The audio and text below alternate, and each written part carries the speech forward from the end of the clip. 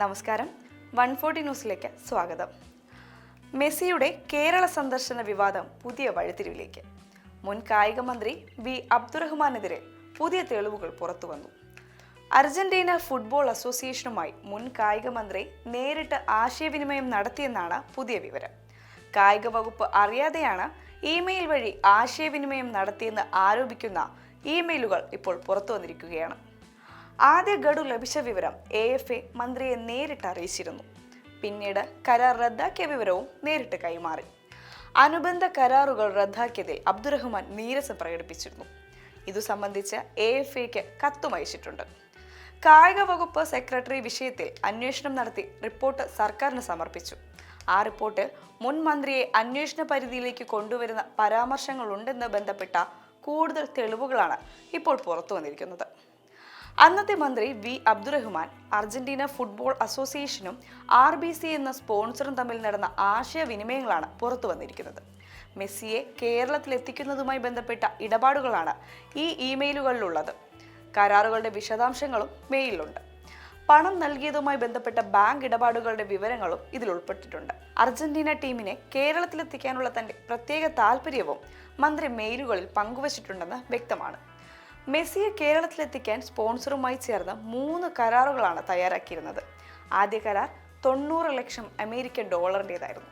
രണ്ടാമത്തെ കരാർ $55 ലക്ഷം. പണമിടപാടുകൾ വൈകിയതാണ് കരാറുകൾ റദ്ദാക്കാൻ കാരണമായതെന്നാണ് വിവരം. അതേസമയം പുതിയ ആരോപണവുമായി യൂത്ത് ലീഗ് രംഗത്തെത്തിയിട്ടുണ്ട്.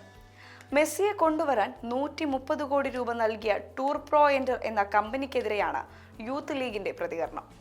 ആ കമ്പനി കള്ളപ്പണം വെളുപ്പിക്കൽ കേസിൽ FBI അന്വേഷണം നേരിടുകയാണെന്ന് യൂത്ത് ലീഗ് ആരോപിക്കുന്നു. ഇതിന് പിന്നിൽ വലിയ സാമ്പത്തിക തട്ടിപ്പ് നടന്നിട്ടുണ്ടെന്നും യൂത്ത് ലീഗ് പ്രസ്താവിക്കുന്നുണ്ട്. നിലവിലെ കായിക മന്ത്രി OG ജനീഷ് മുൻ മന്ത്രിക്കും സ്പോൺസർക്കും അഴിമതിയിൽ പങ്കുണ്ടെന്ന് വ്യക്തമാക്കി. വിശദമായ അന്വേഷണത്തിനായി ഫയലുകൾ കൈമാറിയതായും അറിയിച്ചിട്ടുണ്ട്. ഇനി ഈ സംഭവങ്ങളെക്കുറിച്ച് മുൻ മന്ത്രി വി അബ്ദുറഹ്മാന്റെ വിശദീകരണം എന്താണെന്ന് നോക്കാം. സർക്കാർ തലത്തിലുള്ള എല്ലാ നടപടിക്രമങ്ങളും പാലിച്ചാണ് അർജന്റീന ടീമിനെ കേരളത്തിലെത്തിക്കാൻ ശ്രമിച്ചതെന്ന് വി അബ്ദുറഹ്മാൻ വാദിക്കുന്നു.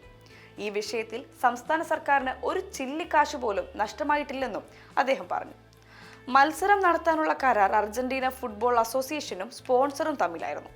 ആ കരാറിൽ സംസ്ഥാന സർക്കാരിന് യാതൊരു ബാധ്യതയും ഉണ്ടായിരുന്നില്ലെന്നും വാർത്താക്കുറിപ്പിലൂടെ അദ്ദേഹം പ്രതികരിച്ചു.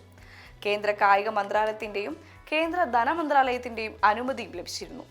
അതിനുശേഷമാണ് അർജന്റീന ടീമിനെ കൊണ്ടുവരാനുള്ള നടപടികൾ ആരംഭിച്ചതെന്നും സ്പോൺസർക്ക് പണമടയ്ക്കാൻ റിസർവ് ബാങ്കിന്റെ അനുമതിയും ഉണ്ടായിരുന്നുവെന്നും വ്യക്തമാക്കി.